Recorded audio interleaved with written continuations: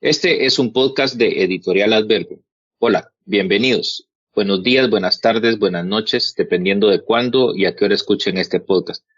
Mi nombre es Edwin Enrique Soria y este podcast es Instrucciones para un cuento. En este podcast, nuestros invitados leerán un cuento y nos darán instrucciones de cómo abordarlo. Esta iniciativa nace con la idea de compartir dos de mis mayores aficiones: los cuentos cortos y platicar para aprender. Además, compartir con gente a la que admiro y aprecio. El día de hoy nos acompaña Javier Payeras, desde México, poeta, novelista y ensayista. Además, un derrotero de nombres emblemáticos para la cultura guatemalteca. Podríamos decir Generación de Posguerra, Editorial X, Casa Bizarra, Octubre Azul, Fundación Coloquia y el Diccionario de Autores y Críticos Guatemaltecos, escrito por el maestro Francisco Alejandro Méndez. Bienvenido, Javier. Gracias por aceptar la invitación. Hola, Edwin. A ti, muchas gracias por la invitación. La verdad, pues acá estamos. Cuéntame. Perfecto. Pues como para ir calentando motores, hablar de Javier Payeras para mí es parte del ruido blanco de la etapa de posguerra. Esa etapa fantástica que vivimos me recuerda Café Oro, Octubre Azul, el morral al hombro que cargábamos y un sinfín de buenas historias llenas de la temprana edad, y sin lugar a dudas me evoca a la mítica Editorial X y a Soledad Brother, famoso poema tuyo. Y la poesía ha sido sin duda el mayor derrotero tuyo. ¿Cómo pasás de cuentos a poesía, o de poesía a cuentos? ¿Es algo natural, normal en vos? Bueno, sí, lo que obviamente pues da una coincidencia, partida por el periodo histórico que describes, pues no es un periodo histórico que se haya dado únicamente en Guatemala, sino en toda Latinoamérica, ¿no? Creo que la entrada de lo más duro del neoliberalismo, los cambios económicos, políticos en los gobiernos, el fin, digamos, de la caída del muro de Berlín y el fin de todas estas situaciones, pues llevó también a unos cambios en mapa de lecturas, en el mapa, digamos, de los paradigmas de lo que leíamos. En ese tiempo pues estaba muy interesado en determinados autores que con el tiempo gradualmente he ido como separándome un poco de ellos en temas de forma. Pero para, bueno, un país tan pequeño y pues tan provinciano y tan alejado como Guatemala y Centroamérica, porque Centroamérica en bloque es así, pues era algo novedoso, ¿no? Aunque realmente no eran autores nuevos. Pero teníamos más que una coincidencia generacional. Más bien yo te diría que era una generación que tenía coincidencia en intereses comunes, en temas de arte, música, y coincide con la posguerra y bueno, las posguerras en Salvador, bueno, termina la piñata sandinista en Nicaragua, ¿verdad? Entonces se da como una especie como de espacio en blanco, como un pizarrón en blanco en el cual escribir nuevas historias. Los antecedentes, digamos, de la literatura guatemalteca están muy enraizados, tanto en la tradición literaria, pues, que viene desde la colonia, ¿verdad? Pues, no podía aseverar, decir antes, ¿verdad? Porque Guatemala pues, es una república, no es Mesoamérica, ¿no? Pero, pues obviamente tenés fantasmas que pueden ser José Bates Montúfar, que pueden pasar por Josefa García Granados, que puede pasar por Gómez Carrillo, por Pepe Mía, puede pasar por Miguel Ángel Asturias, Monterroso, Monteforte, Luz Méndez de la Vega. O sea, es una tradición que te digo de las latinoamericanas, es una tradición absolutamente sólida de la que me siento muy orgulloso, ¿verdad? Pero en ese momento, pues, obviamente el berrinche también de la transgresión nos llevaba a otro tipo de cosas. La literatura, digamos, el boom latinoamericano había hecho mucha mella en los escritores. Y bueno, pues mi generación, no es básicamente de los 90, sino de los 2000, porque de hecho mis libros que yo considero los que me definen como escritor, empiezan a publicarse en el 2002, 2003, ¿no? Entonces, bueno, también me acuerdo que una de las cosas que a mí me marcó mucho fueron las lecturas, coincidir con Estuardo Prado en Editorial X, leer a Philip K. Dick, a Thomas Pynchon, a David Foster Wallace, a Jonathan Franzen, creo que era, o Chuck Palahniuk, todos los escritores que en ese tiempo estaban como de moda, ¿no? Era como para nosotros pues algo, un nuevo descubrimiento que no encontramos nosotros ni en García Márquez, ni en Vargas Llosa, ni en ninguno de los referentes de la literatura centroamericana. Entonces, pues el mapa de lecturas pasaba mucho por la lectura bilingüe, obviamente de inglés a español, no conozco otro idioma, pues francés lo leo, pero no soy un lector francés, en inglés sí. Y bueno, pues encontrarnos esa riqueza de la narrativa posmoderna, ¿verdad? William Gass, Donald Barthelme, perdón, pues fue como abrirte los ojos, ¿no? Me acuerdo haber leído Very Chance de Kurt Vonnegut, y ese sentido del humor y todo no lo encontrabas en la literatura latinoamericana. Eran referencias que no encontrabas en la literatura. Tal vez en Julio Cortázar, posiblemente, por ahí, ¿no? O en Monterroso, pero no. Pero realmente fueron autores que dentro de ese momento a mí me interesaba leer. Y emular e imitar, ¿verdad? Y acercarme a ellos, ¿no?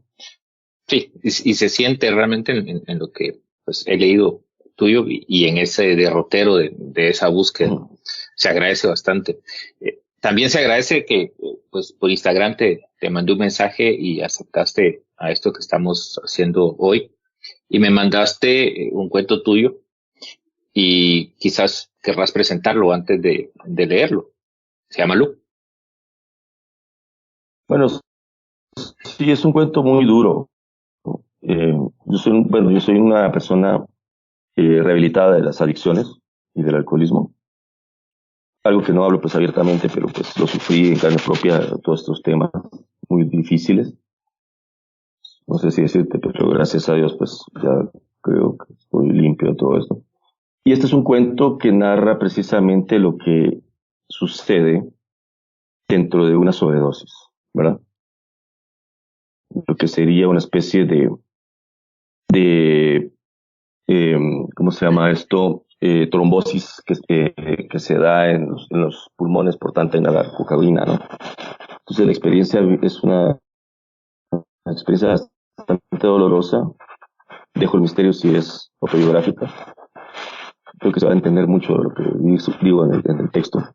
Y se llama Lu, ¿verdad? ¿Vos crees que exista algún tipo de instrucciones para leer este cuento? Ya que aquí le hacemos un guiño a Cortázar con los cuentos de las instrucciones. No sé. Mira, yo creo que la poesía y el cuento se tocan. La poesía y el cuento eh, son orillas que se observan mutuamente. La novela está afuera. Creo que la novela, mucha gente confunde y cree que, por ejemplo, Faulkner es un novelista, cuando Faulkner es un poeta, ¿me entiendes? Yo entiendo la novela a partir del relato crudo, un Hemingway, ¿verdad? O sea, un escritor así, narración directa, un Stephen King, ¿verdad? Tom Clancy, eso entiendo yo como por novela, ¿me entiendes? Pero leer a Juan Rulfo, por ejemplo, es leer a un poeta, ¿no? Leer a Julio Cortázar es leer a un poeta, ¿verdad? Eso me refiero en novela. O que te yo leer a David Foster Wallace es leer a un poeta, ¿verdad?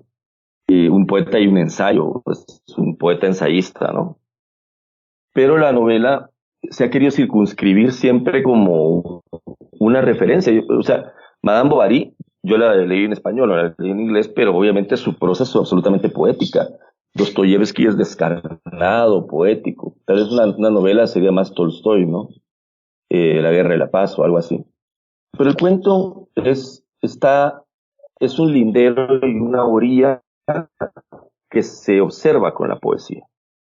Porque el cuento o resulta, ¿verdad?, contundentemente o no. Y no importa si es de 2 páginas o si es de 30 páginas. No tiene ninguna relevancia. Claro, si logras hacer un micro relato perfecto, ¿verdad?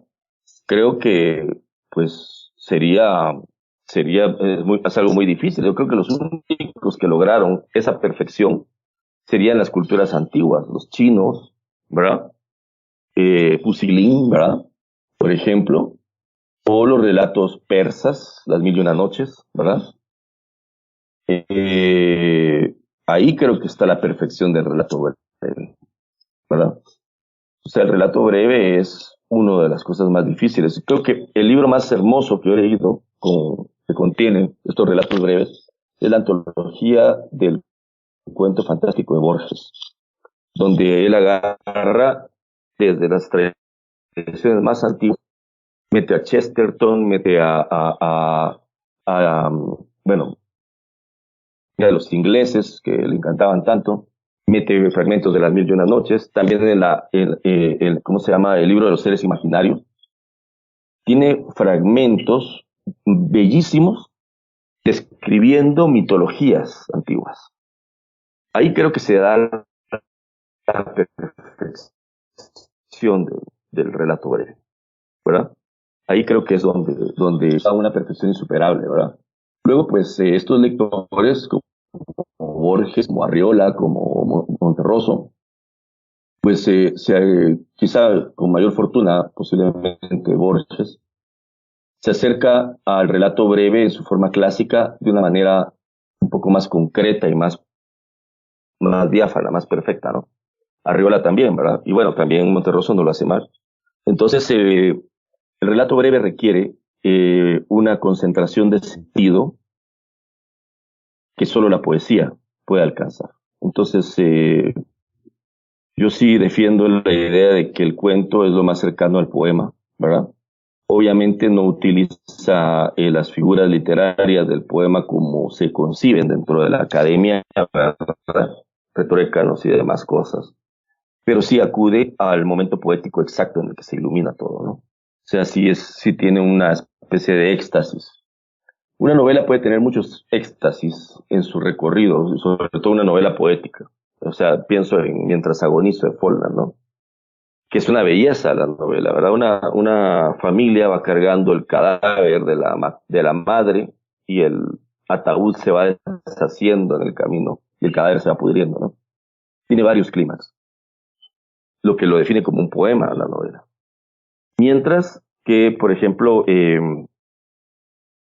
bueno, novelas poéticas, Cien años de soledad también tiene muchos clímax, pero es un poema, Cien años de soledad. O sea, si lo concentramos así, de la forma como la pensarían los latinos o los griegos, cuando se todos los griegos y los latinos hablaban de un poema, de una épica, de un poema. Pero después, bueno, se metieron muchas historias ahí teóricas en las que había un profundo desprecio y separación por la poesía. Y bueno, la novela que la decadencia que está ahorita, pero bueno, eso es lo triste de todo esto. Mientras que el cuento aún concentra mucha la poesía más importante. Creo que el cuento es maravilloso, es el espacio donde yo me siento más cómodo, aunque pues he escrito muy pocos cuentos, he escrito más novelas. Bueno, no sé si novelas, no sé ni qué son ficciones, o ni ficciones, no sé ni qué son. Pero el cuento me encanta porque sí tiene la pasión y la posibilidad que tiene el poema de encontrarse dentro de un esquema absolutamente humano y sencillo. Si uno mira a Chekhov, ¿no? Que creo que es el más grande. O sea, Chekhov es como, por mucho, ¿no? El más grande maestro del cuento, en su sentido más estricto, homo passant, ¿no? Sí, O Rulfo, ¿no? O sea, al Rulfo tiene Rulfo, unos sí. cuentos, o García Márquez tiene unos cuentos maravillosos, ¿no? O sea, llegar a esos niveles bueno, Cortázar sobre todo, creo que sería más que García Márquez. Cortázar seguramente sería el cuentista latinoamericano. En Borges creo que las cosas se suceden de una forma más poética y más ensayística. Eh, pero creo que ahí son talentos extraordinarios que hoy lamentablemente pues se extrañan, ¿verdad? En el mundo, ¿no? Sí, definitivamente. Entonces, ¿qué te parece si nos lees el cuento y después lo comentamos? ¿Vale? Se llama Déjame ver que esto no vaya a fallar. Eso está publicado en revista Penúltima y luego está publicado por la Universidad de Costa Rica, creo que solo, y bueno, está traducido al francés, publicado en francés. Eh, Empieza así. No me percaté del zumbido en mi oído izquierdo, eso que me pasa tan a menudo. Bebía noche y antenoche, y antes de antenoche. Putas fiestas de diciembre, alcohol por todas partes, siempre la culpa del día siguiente. La parranda me acarrea este lodo matinal, luego la coca que viene en cápsulas que es la peor. Tanta coca que ya ni se siente en los labios ni la cara, solo el sabor amargo bajando de la nariz a la garganta. En este minuto me sentí tan vivo como si las preocupaciones se hubiesen ido. Pobre Lu. Ahora a ella le toca llevarme al primer hospital que aparezca. Me habla, la escucho. Digo que no me duerma, que resista. Ella no sabe la cantidad residual de alcohol y droga que viaja por mi cuerpo en este momento. Siento que sus manos pequeñas me sacuden con fuerza mientras aguarda entre uno y otro semáforo que nunca da verde. ¿Qué le dirá a nuestra hija cuando llegue a la casa? Salimos y tu papá se miraba bien. Tomó, pero creí que no era para tanto. Comenzó a sentirse mal mientras manejaba. Dijo que sentía dormida la cara. Se quejó de un fuerte dolor de cabeza. Yo no supe. Llamé a un médico amigo. Creyó que era la resaca. Luego me asusté cuando frenó de repente. Se salió del carro, me pidió que manejara, que lo llevara a alguna farmacia. Me preocupé tanto, corrimos, le compré un Gatorade, aceleradamente, volví a llamar al doctor, compré unas pastillas para la presión alta, se tomó 3, no sé, no me preguntes. Ya no pude hacer nada, había tanto tráfico, cuando pude parquear frente a uno. Un día lunes, hace frío. Sin embargo, se ve como una mañana soleada a través de la ventana del carro. Lu nunca quiso polarizarlo como la gran mayoría. El rebotar de los baches me náusea. El dolor está haciendo cada vez más fuerte. Es como si tuviera el cráneo entre dos planchas que se cierran. Creo que ya no puedo mover los dedos de la mano. Me cuesta. Siento dormido el brazo derecho. No siento la pierna. Trato de moverla, pero no puedo. No me responde. Nos detuvimos frente a otro semáforo. Los limosneros asoman y ven hacia adentro. ¿Qué verán? Les da curiosidad encontrar a un tipo acostado como un muerto en el asiento de atrás. Pensarán que voy borracho. Vaya qué mierda está de morirse. No tiene nada de tragedia, nada de romanticismo, no hay nada. Ni una cama, ni una familia alrededor, ni mis últimas palabras, ni siquiera un vaso de agua medio vacío en la mesa de noche, nada. Solo la tela áspera del sofá del carro y yo agonizando en posición fetal. Ojalá esté agonizando. No quiero quedarme vivo sin poder hablar, ver o caminar. Oscurece. Un círculo negro va enmarcando lo que veo. Lu está llorando. Tengo que aguantar. Quiero llegar a mi casa, a ver a mi niña. Voy a respirar, tengo que respirar. Que ella vea que estoy respirando. No, al hospital no. Quiero ir a mi casa. Quiero ver el rostro de Pilar y despedirme de ella. Hoy estaba molesta. Siempre se molesta al verme borracho. No debí gritarle, no debía hacerlo. Voy a despedirme, no puedo irme sin decirle adiós. Quisiera decirle algo a Lu. Morirse así, viendo pasar el resto de las personas alrededor. Tanta luz afuera, tanta gente cruzando la calle. Creo que escucho menos. Es mareo, un mareo extraño. Siento la taquicardia en mi cabeza, constante en mis sienes. Es tan largo este viaje. No llegamos jamás. Siento el carro como va deteniéndose una y otra vez. Siento cómo se arrastra al frenar. Vamos rápido. Tú vuelves a sacudirme.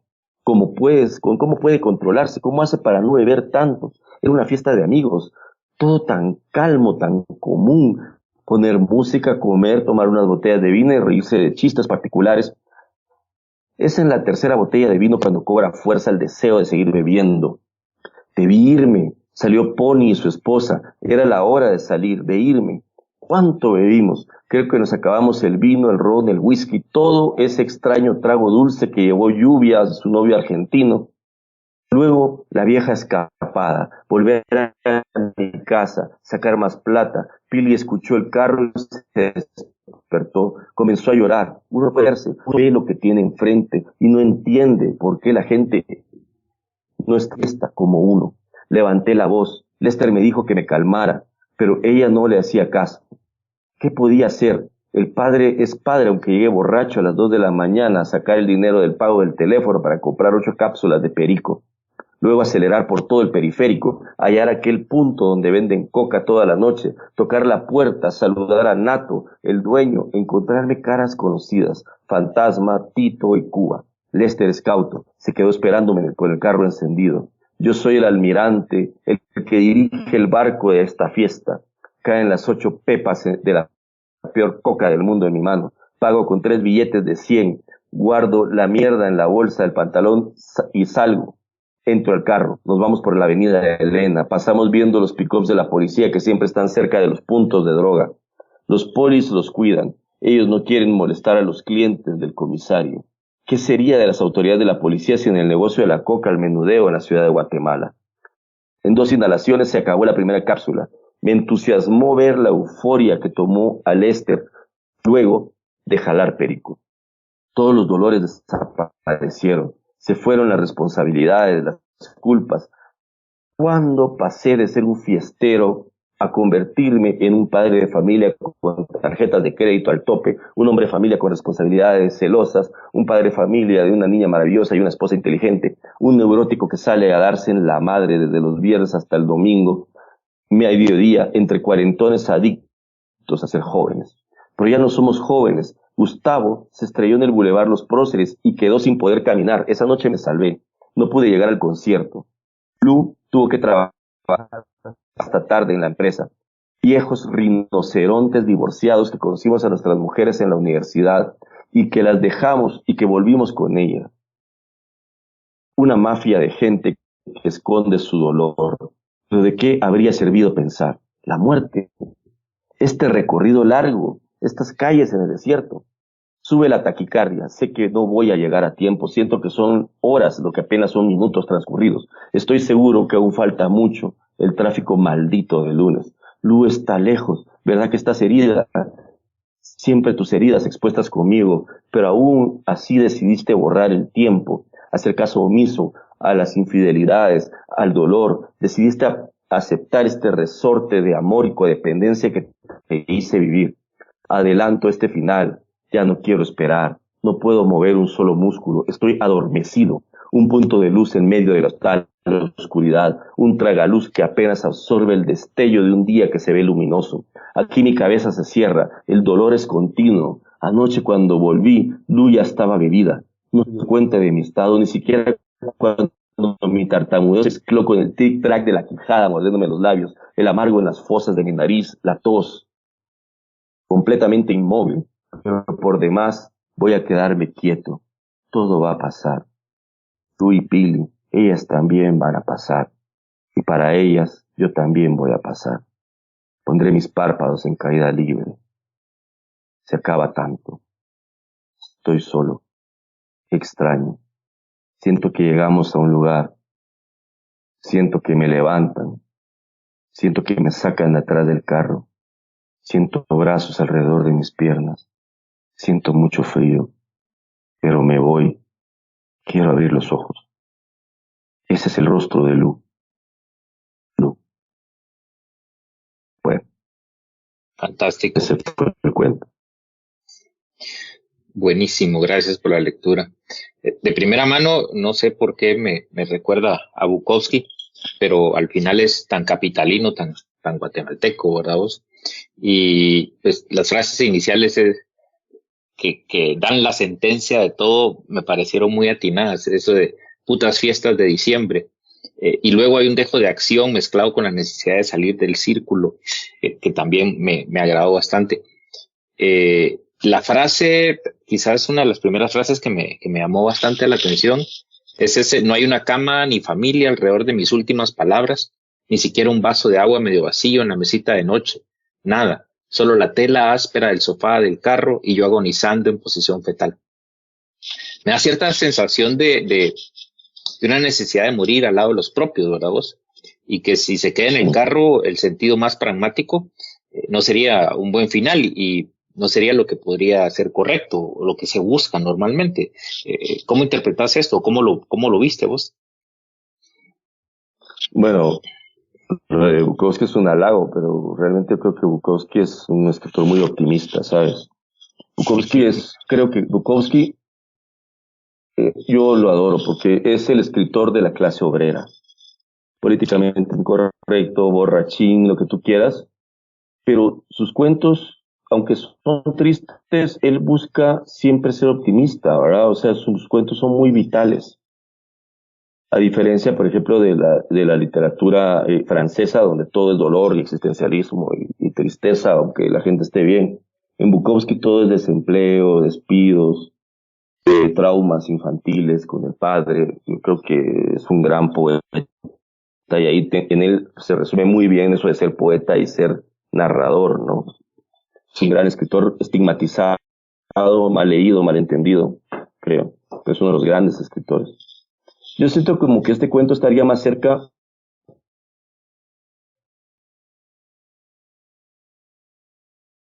de o de una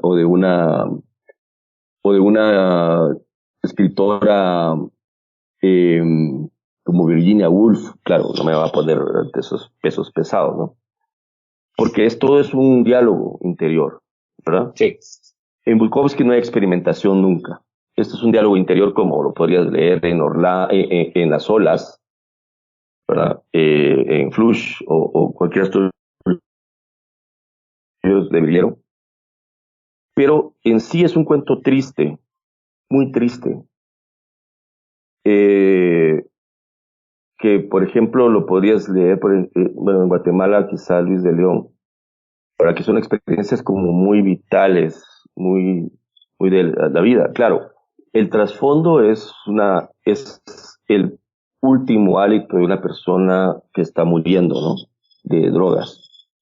Pero el que sea un tema que esté muriendo de drogas es como alguien que esté muriendo de cáncer, pues, ¿verdad? O que esté muriendo de SIDA, o que esté muriendo de... Porque las drogas son una enfermedad también, ¿verdad? Una enfermedad espantosa de dependencia. Sin embargo, lo urbano y la temática de la adicción hace que se emparente inmediatamente con un tipo de literatura, pero en el fondo no es ese tipo de literatura. Digamos, tú lees La muerte de Iván Ilich o La muerte de Artemio Cruz, ¿verdad? Iván Uh-huh. Ilich de Tolstoy y Artemio Cruz de Carlos Fuentes, son los últimos tramos en la vida de un ser humano y cómo reflexiona desde ahí su vida, ¿verdad? Da igual si se está muriendo de una enfermedad, pues, común, digamos, o una enfermedad que estas espantosas que dan, o si está muriendo de una sobredosis o de alcohólico, ¿no? Realmente la vida te pone muchas trampas a veces. Entonces lo que habla básicamente esto es de ese minuto del que no pensamos, en el que se da el gran salto entre la vida y la muerte, que yo creo que es lo más importante que le pasa a un ser humano después de nacer, es eso. Sí. Pero donde no nos imaginamos que la muerte No va a ser una cosa que esté en una cama de un hospital donde estén nuestros hijos y todos llorando por nosotros, ¿verdad? Viéndonos agonizar.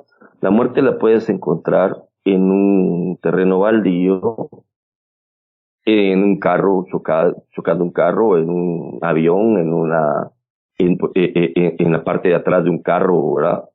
La muerte te puede alcanzar un día soleado, maravilloso, ¿verdad?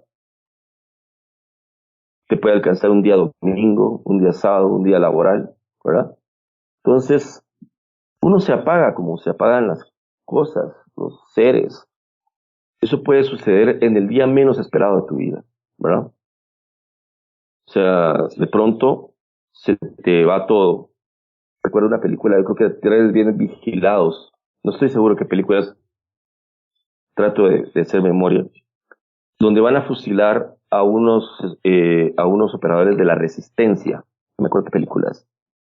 Y la escena del fusilamiento es que que los soldados no los van a fusilar viendo hacia el frente a los a los que los van a ejecutar. Los voltean hacia una pared. Entonces, la escena es magnífica. La escena que termina la película.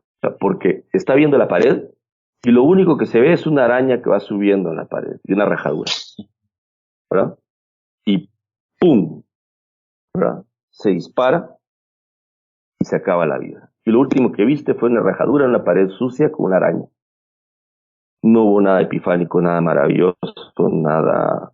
Y esa es una de las partes, digamos, de la cursilería romántica, creer que uno se va a morir, ¿verdad? No, uno se puede caer en una grada y ya te palmaste, ¿no? O Sí, sea, seguro. no existe ese mito de la muerte, ¿verdad? Claro, si te estás muriendo de sobredosis, si viene un claro remordimiento y una necesidad de querer salvarte, ¿verdad? Sí, Entonces, veo eso bastante. Me parece también curioso cómo es esa pelea interna entre las adicciones que ya nos contabas, cómo nace esto, eh, y el presentirse curioso de cómo Lucy puede controlarse, él no se puede controlar, y al final que, como vos decís, podría ser cualquier adicción, hasta la adicción a los teléfonos y a la dopamina, luego pasamos al alcohol, puede ser las drogas, el ambiente de la fiesta, al final el festejo, ser el alma de la fiesta, o por no ser el alma de la fiesta, convertirse en ese antihéroe que es el que te lleva a la destrucción, ¿no? claro, claro. Me agrada mucho también la pelea existencial, y cómo va la vida corriendo, cómo nos damos cuenta que pasamos a ser adultos. Me voy a buscarla acá, me gustó mucho la frase, dice, eh, y al final se pela un poco de crisis de la mediana edad quizás, cuando pasé de ser un fiestero a convertirme en un padre de familia con tarjetas de crédito al tope, un hombre de familia con responsabilidades celosas, un padre de una niña maravillosa, una madre, una esposa inteligente, un neurótico. Este es un sentimiento que todo, pues, como lo dicen ahora, va chavorruco, podría tener una crisis de la mediana edad, pero en intensidades distintas, ¿no? Claro. Eh, ¿Dónde está entonces lo raro en el relato? Podría preguntarse alguien. La única diferencia que veo es el formato de plasmarlo.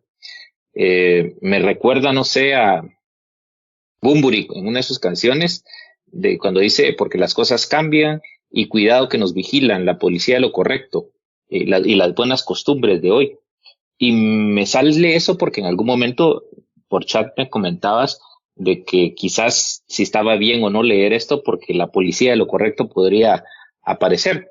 Pero al final me parece que es cualquier pelea en una adicción. La diferencia aquí es que es una adicción que puede tacharse de incorrecta, ¿verdad? No es como otro tipo de adicciones. No sé qué pensar.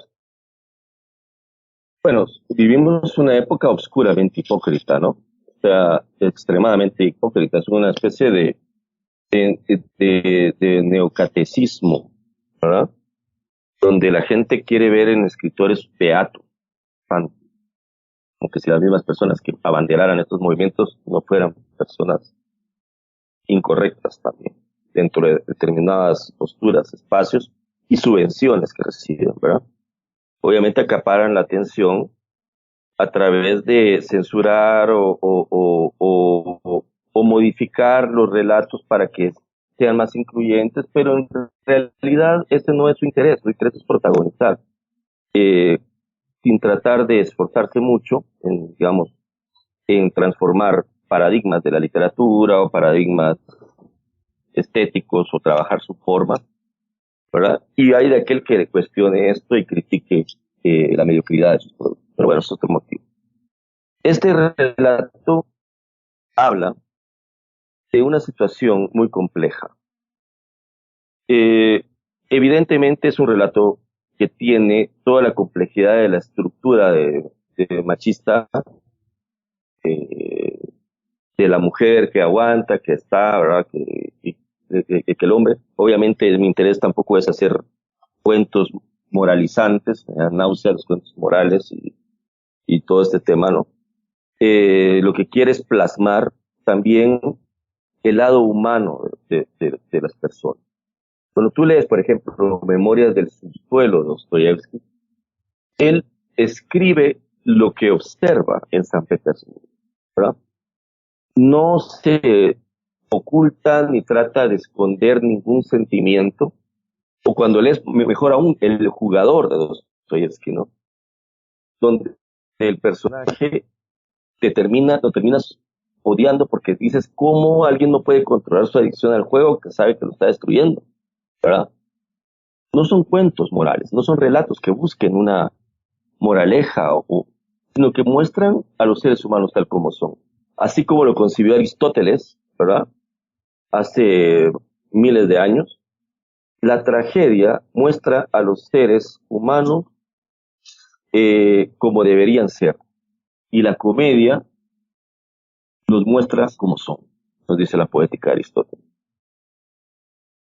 Pero ¿qué pasa en el limbo bukowskiano entre la tragedia y la comedia? ¿Verdad? Este chavorruco que no se da cuenta de que ya está viejo, está haciendo esas mamadas, ¿no? De que tiene una familia, de que se roba el dinero del gasto para comprar droga, ¿verdad? Eso es una tragedia y es una comedia simultáneamente, porque muestra al ser humano como es, pero dentro de él, hacer ese tipo de estupideces es una forma de heroísmo, ¿entiendes? Hay un escritorazo del cuento que es Raymond Carver. Raymond Carver te narra estas historias también breves, y te puede contar la historia de una pareja que se está destruyendo a partir de una llanta que se pincha y el esposo se pone a cambiarla y la esposa está alegándole atrás, ¿no? Eso es maravilloso en Raymond Carver. Hay un cuento de Raymond Carver donde está un hombre vendiendo todas sus cosas en el garage y pasa la gente y pasa una pareja recién casada. Nunca nos explica por qué el hombre está sentado en el garage bebiendo cerveza tras cerveza de una hielera y vendiendo todas sus cosas, todo lo que tiene en el mundo. La pareja se engancha con un aparato de reproducción de discos de vinil y él dice que eso es lo único que no está en venta.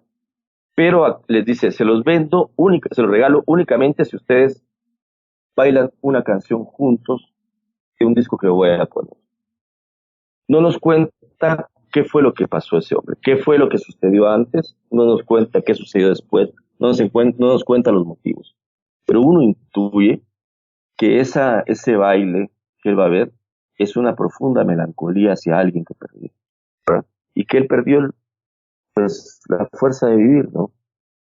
Raymond Carver es uno de los grandes escritores, de los grandes cuentistas, ¿verdad? Así casi tocando Chekhov, ¿verdad? Del cual era gran devoto, ¿no? Formado dentro de la escuela John Garner, ¿verdad? De John Garner, que era un gran maestro de talleres literarios y que formó a grandes escritores, sobre todo de realismo sucio, como Carver, ¿no? Que es como, bueno, se ponen realismo sucio, pero no sé por qué, que eres como el máximo exponente de ese género, ¿no?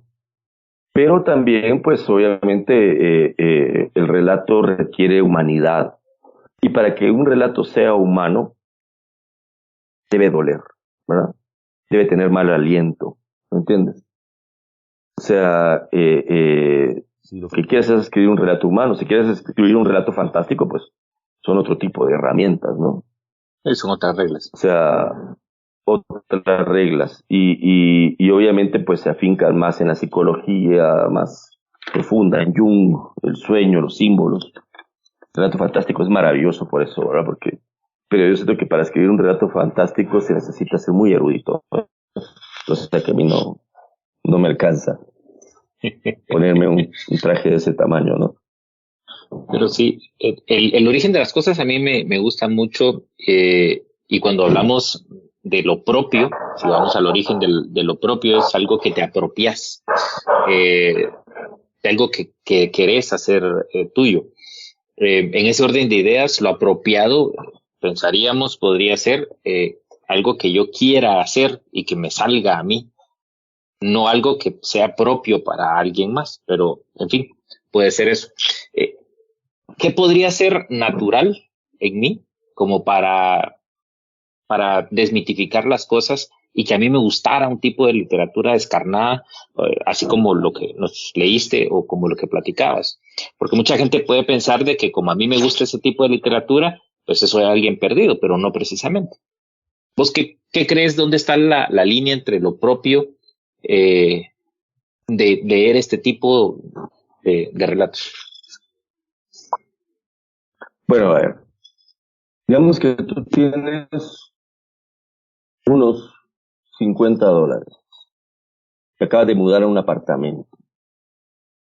Tu abuelo te regala los $50 y una caja de metal marca Stanley para que guardes herramientas.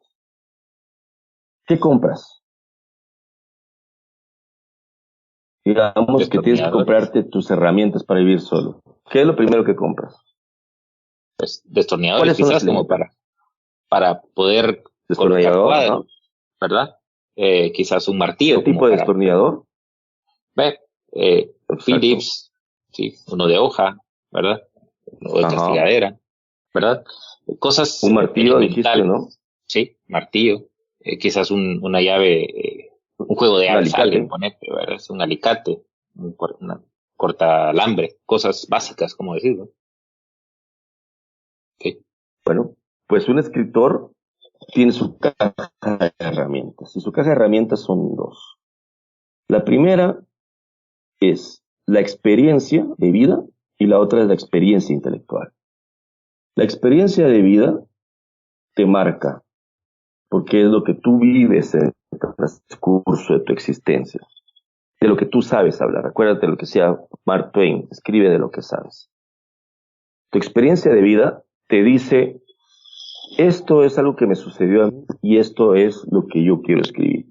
Ahora bien, la otra vida que tienes paralela es la vida literaria, o sea, lo que tú lees, ¿verdad?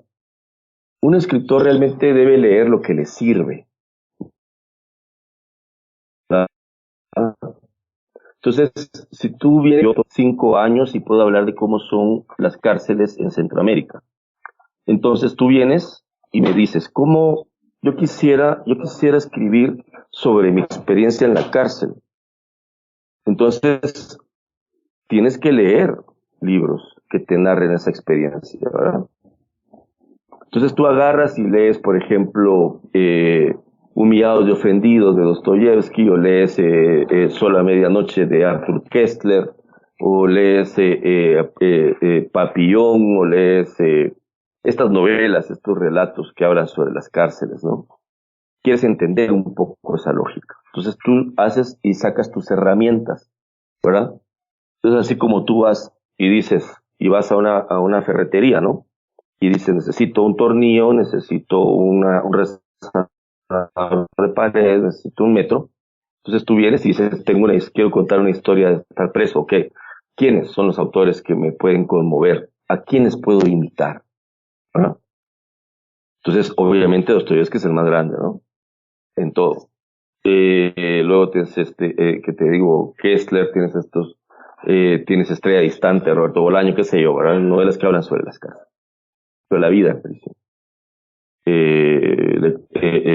¿Cómo se llama? El maestro sí, Revueltas, ¿no? Y todos estos autores que hablan sobre la vida en las cárceles. Si tú lo que quieres es, te das cuenta de que tienes una fascinación extraña por lo que sueñas. Y en los sueños, recurrentemente aparece una especie de zoología fantástica, ¿verdad? En la cual un perro se vuelve murciélago. Tú dices, yo quiero sacarme esos sueños de la cabeza y quiero escribir acerca de eso. ¿A quién le recurres? Pues obviamente vas a recurrir dices, estos sueños de perros con murciélagos pueden aproximarse a una narrativa prehispánica o a una narrativa centroeuropea, ¿no? Entonces vas y te buscas un libro de símbolos, lees a Jung, cuál es el origen del sueño, lees, por supuesto, a Freud, empiezas a estudiar de la mística, ¿verdad? Aleister Crowley, empiezas a leer libros sobre el tarot, empiezas a leer como acercamientos hacia la simbología, hacia los mitos, ¿verdad? Ahora bien, si tú quieres escribir un cuento, por ejemplo, de la experiencia de una mujer que conociste, que fue asesinada, abusada sexualmente, asesinada, y viste el sufrimiento de la familia, pues también vas y buscas referencias acerca de eso. Luego de que te nutres de leer todo al respecto de lo que tú quieres escribir, empiezas a escribir. Primero subrayas, con distintos marcadores de distintos colores, ¿verdad? Del degradé, del color rosado para las frases más fuertes, o subrayado con rojo, al celeste para las cosas que son como a segundo plano. Esas notas las repasas cuando vas a escribir, porque esas notas inconscientemente te alimentan. Entonces tú ya dejas que esas ideas centrales, filosóficas y poéticas que te está dando el narrador, se introduzcan en ti y las dejes fluir en un relato, ¿verdad? Las dejes fluir en un relato. O películas, ¿no? No necesariamente tienen que ser libros, películas, ¿verdad? O sea, yo me doy cuenta, por ejemplo, que Dashiell Hammett, o que tengo yo, Raymond Chandler, ellos escriben en el tiempo en el cine, en que el cine era en blanco y negro. Y por lo mismo, la novela negra, claro, tiene referentes de la gran novela clásica rusa y todo eso, pero su gran emblema es el cine, ¿me entiendes? Sí. El western, ¿no? El cine. El cine para comer palomitas, ¿no? Que estás como, ¿verdad? Curioso eso porque es como una literatura que de pronto se desprende de la cultura popular, en una época en que la literatura era antecedida de la alta cultura, ¿me entiendes? Tienes a un Thomas Mann, ¿no? Los Grudenbock o La montaña mágica o La muerte en Venecia o El doctor Faustus, que me encanta esa novela, por cierto. Pero los personajes de La montaña mágica todos hablan de Nietzsche, de Goethe, de Schiller, de Novalis, de ¿verdad? La gran cultura europea. Pero en las novelas de Raymond Chandler, como Largo Adiós, ¿verdad? El personaje es un hombre mediocre, ¿me entiendes? No hay ninguna referencia culta en las novelas policíacas, ¿verdad? Bueno, algunos que otros por ahí sí están como metidos mucho en la cultura, por ejemplo, Eco, que es maravillosa, El nombre de la ruta, que es maravillosa, ¿eh? Es una novela que a mí me parece una de las cosas más perfectas que en mi vida, y muy difícil, ¿no? Pero esto obedece a que es una cultura de masas. Hay un libro que se llama Mientras escribo, que te lo recomiendo muchísimo, de Stephen King. Stephen King empieza con una introducción diciendo, esto no es un libro para intelectuales, porque yo no soy un intelectual. Yo soy un lector, soy un escritor que lo que quiere es contar una historia. Ojo, porque lo que dice es, yo soy un novelista. Si usted quiere escribir alta literatura, vuélvase poeta. Claro, lo primero que viene a nuestra mente es un montón de poetas, ¿verdad? Que inspirados, que andan escribiendo un verso y autorreferencialmente siempre hablando de sus dolores y de su victimismo. Pero No, él le habla de la poesía en su sentido más alto, ¿no?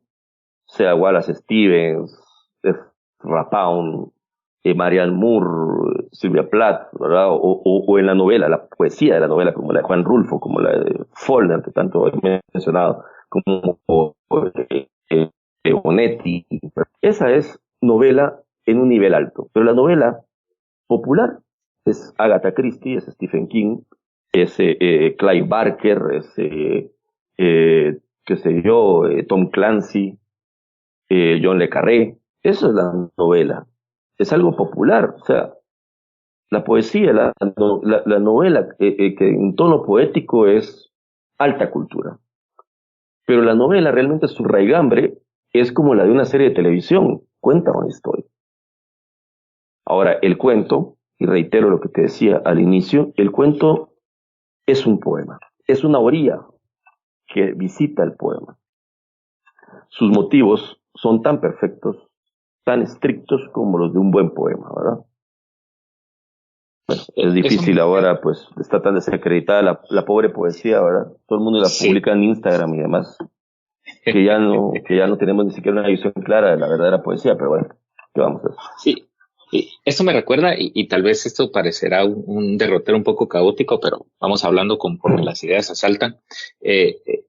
Leía o decían, no recuerdo, que los mejores escritores son poetas, los que no pueden ser poetas que escriban cuentos, y los que no escriban cuentos que no puedan que escriban novelas.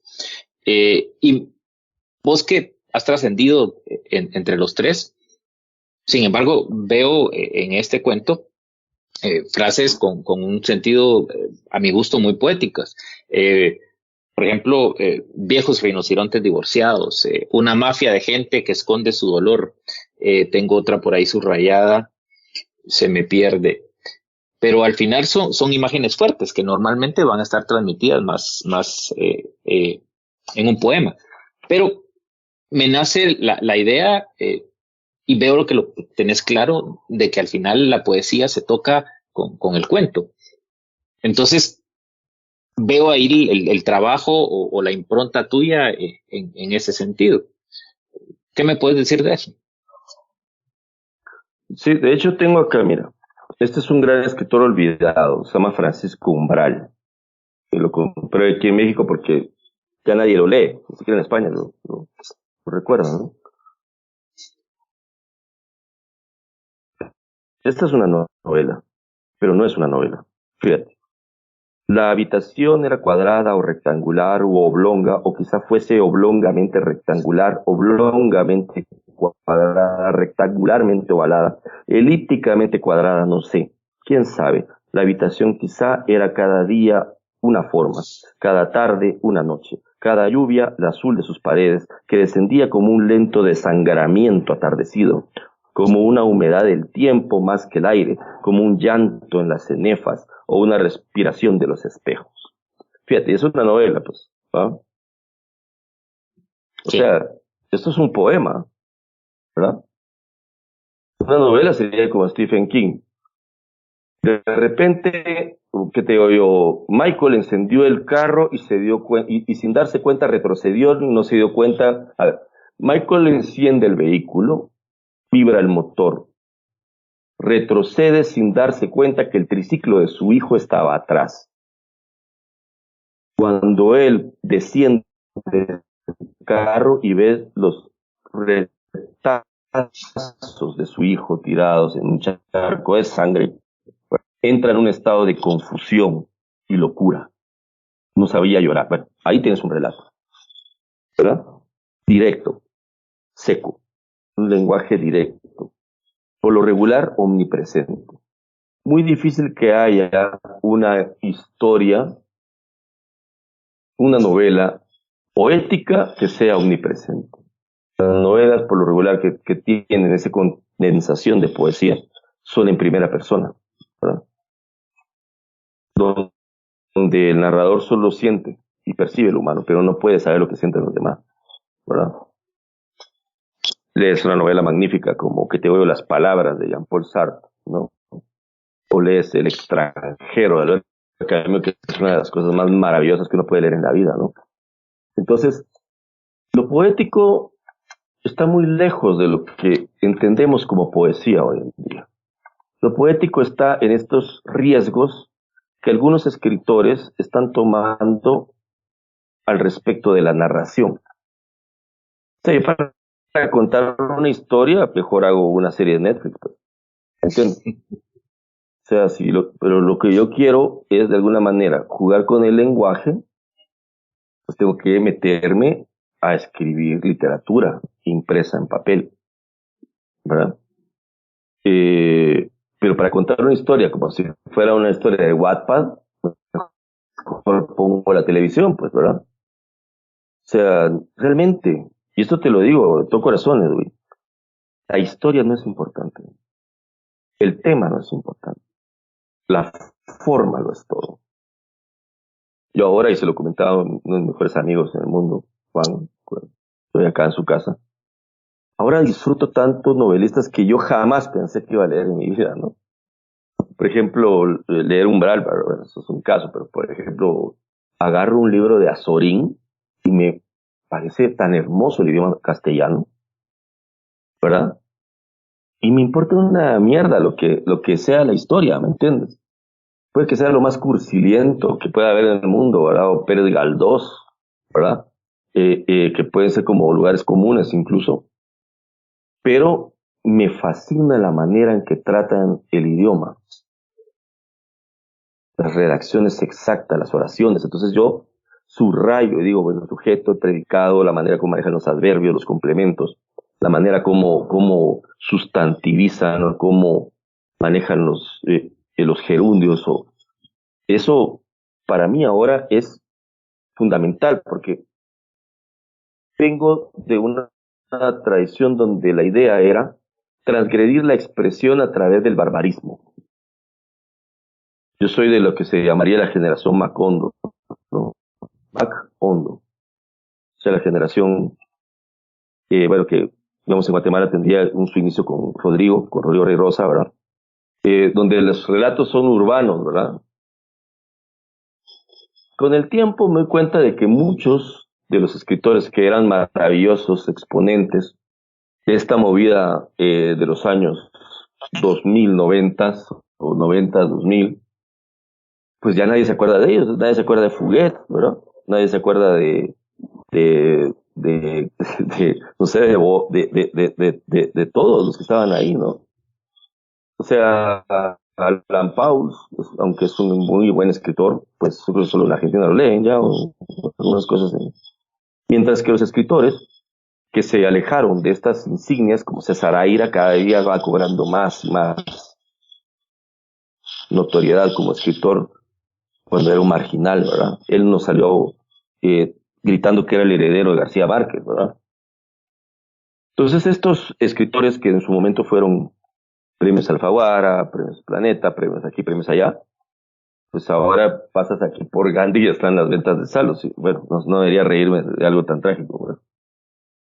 Eso no define nada, también hay grandes escritores que se quedan ahí. Pero pensando, por ejemplo, Roberto Bolaño, ¿no? A mí me encanta Roberto Bolaño, me gusta mucho.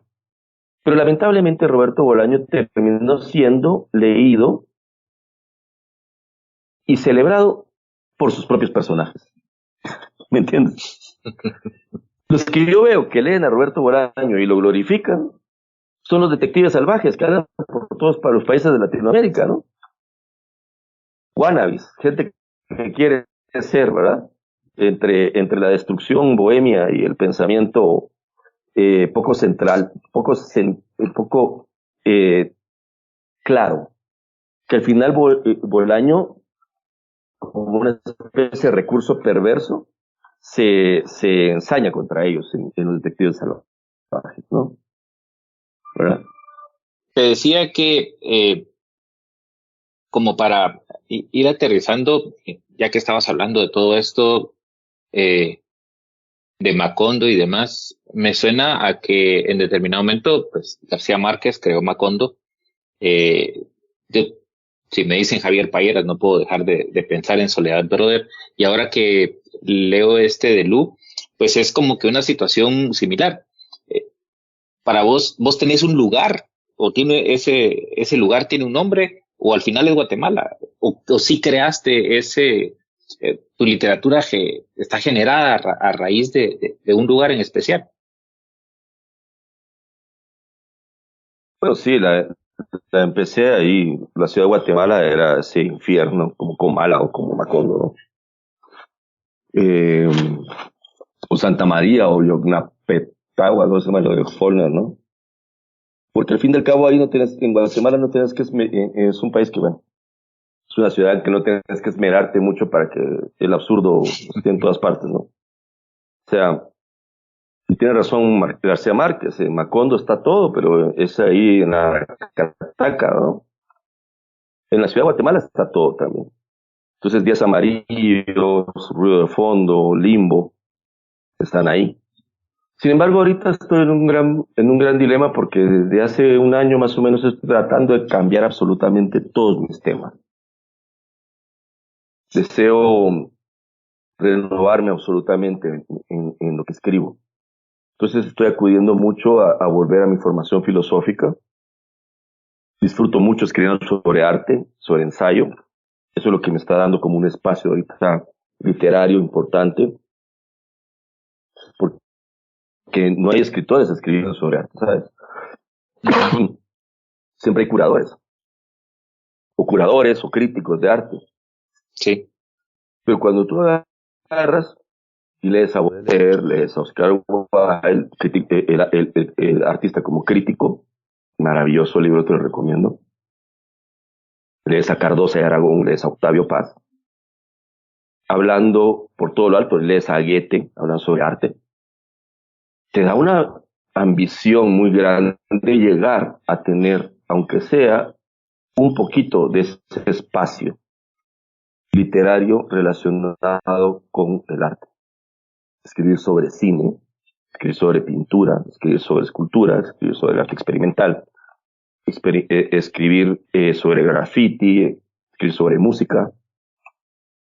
Eso me llama mucho más la atención. Ahora bien, claro, mi formación como narrador, que yo creo que es la base de mi creación literaria, me es sumamente útil, absolutamente útil para atacar de frente esos clichés del arte contemporáneo. ¿Entiendes? El escritor, el académico, curador que escribe sobre la obra de un artista conceptual se basa en una terminología académica, antropológica y psicoanalítica que a mí no me interesa. ¿Me entiendes? Sí. Entonces, ¿de dónde parto? De mí mismo, ¿verdad? Por ejemplo, ¿cómo empieza mi relato? Entro a una galería en Polanco y me encuentro a un hombre que tiene una mancha en el saco. Empieza a, a perseguir a una muchacha que está adentro de la galería. Situación que me empieza como a perturbar un poco porque obviamente esa persecución se vuelve cada vez más notoria y más desagradable. Entonces yo me trato de concentrar en ver una escultura hecha con partes de carro, ¿verdad?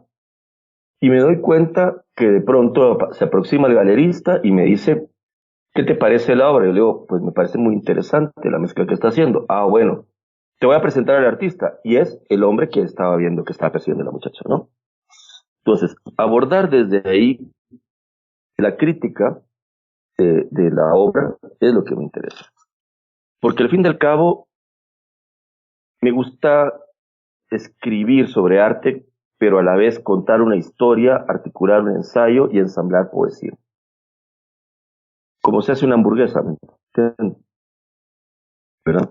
Vamos a lo McDonald's, ¿no? Le pones la carne, le pones 2, 3 de mostaza. Entonces te va volviendo una especie de científico también de esa forma de escritura, ¿no? Siempre detrás de todo hay una anécdota. Entonces mi formación como narrador me sirve ahora para, para escribir ensayos sobre arte, ¿verdad? Entonces ahí se fusionan esas habilidades. Entonces me siento pues feliz porque obviamente me simplifica el trabajo. No quiero aparentar ser inteligente, ni ser experto, no me interesa eso. Lo que me interesa es explicar mi punto de vista acerca de lo que estoy viendo, ¿no? Sí, parece interesante y al final eso es una fórmula que nos lleva a lo ulterior de la literatura, que es la oralidad. Si no nos están contando algo, si no nos están entreteniendo con algo, pues las situaciones podríamos seguir leyéndolas si nos interesa demasiado, si somos, qué sé yo, si alguien hablara de Star Wars, entonces sí me voy a detener en ese tipo de situaciones, pero porque me gustan los detalles y demás, pero si no soy alguien, por decir algo, en alguien que me va a gustar el arte, pero si me lo contás de esa forma y hay una historia de fondo y de trasfondo, pues suena un abordaje interesante que puede involucrar a gente que quizás nunca le vaya a llamar la atención. Me parece muy, muy lógico y orientado hacia eso, lo que te decía, la oralidad, que es lo que nos ha traído a la literatura, ¿no? Bueno, tú lees a Cardosa y sus estudios sobre pintores, o a Octavio Paz, sus estudios sobre pintores, obviamente tienen una erudición enciclopédica impresionante, ¿verdad? Cosa que yo no tengo. Pero como decía Lenin, ¿no? Hay que trabajar con lo que hay, ¿no? Entonces, pues voy a contar con las herramientas pobres que yo tengo de conocimiento en todos los aspectos. Porque obviamente, pues, para llegar a una estatura como la de Paz o la de Cardosa, pues está cabrón, está muy, muy alto, ¿no? O sea, tienes que haber tenido una formación organizada que yo nunca tuve. ¿Entiendes? Yo ya tarde empecé a organizar mis lecturas. Es un pecado que ahora alguien diga quiere ser escritor y no ha leído, por ejemplo, lo básico de la literatura, ¿verdad? Y eso pues se nota, ¿no? La baja calidad de las propuestas literarias que se publican incluso en los consorcios editoriales más serios. O sea, si tú no, o sea, con la hueva que te pueda dar el Orlando Furioso de Ariosto, pues tienes que leerlo porque es tu chamba, ¿verdad? Como leer el Popol Vuh, o como leer el Bhagavad Gita, o como leer el Tao Te Ching, o como leer los Upanishads, o como leer a cualquier cultura, leer a Goethe, leer a, qué sé yo, Don Quijote. Yo he leído 2 veces Don Quijote, y obviamente la primera parte es aburridísima y espantosa, pero me la he comido, pues. La segunda parte es fascinante, ¿no? Pero obviamente es tu chamba, es tu disciplina, ¿verdad? Si no pasas por ahí, no sabes nada.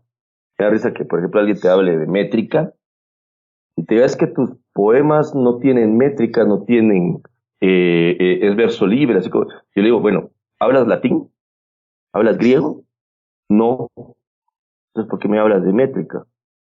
Eres un clasicista y no sabes latín ni griego, no seas payaso, pues, ¿verdad? O sea, si vamos a ser rigurosos, vamos a ser rigurosos. Góngora, Quevedo, todos estos hablaban griego y latín, ¿verdad?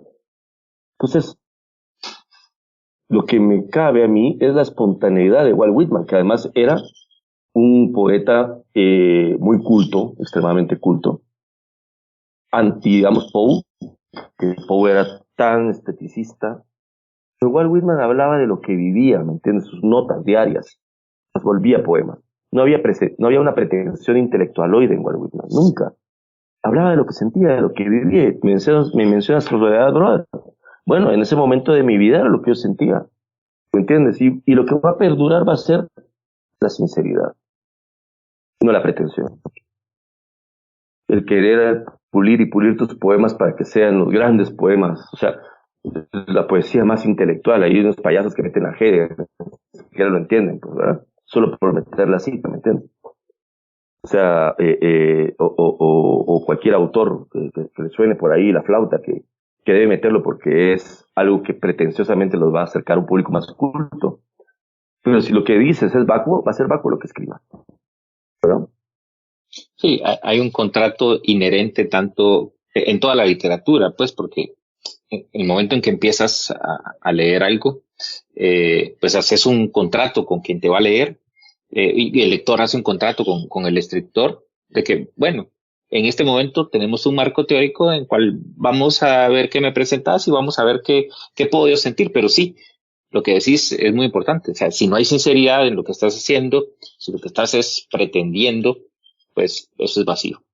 Y me parece muy, muy bueno esto como para ir cerrando ya y preguntarte si hay algo que no te pregunté y quisieras contar acerca del relato, que al final la idea es generar o rodar al relato alrededor del relato viendo otras cosas. No sé si algo se nos escapó. Bueno, lo básico, el canon del relato, ¿no? O sea, Chekhov, ¿verdad? O sea, leer a Anton Chekhov es fundamental.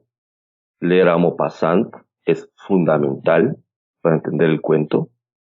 Leer a Pusilin o a los poetas o a los cuentos chinos antiguos es fundamental para entender el cuento como por sí mismo, ¿verdad?